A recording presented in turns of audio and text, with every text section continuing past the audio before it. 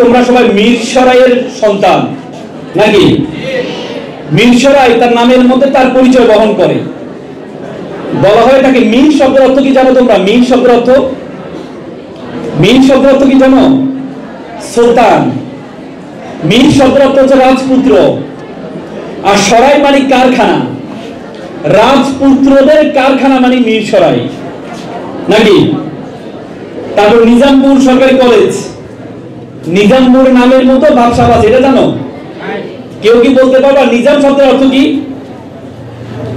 নিজাম শব্দের অর্থ কি বলতে পারবা? কেউ একজন পুরস্কৃত করবো। নিজাম শব্দের অর্থ কি?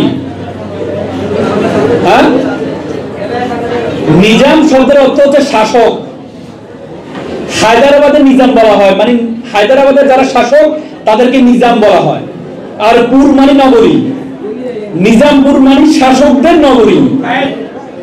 তার মানে মিরসরাই মানে রাজপুত্রদের কারখানা, আর নিজামপুর মানে শাসকদের নগরী।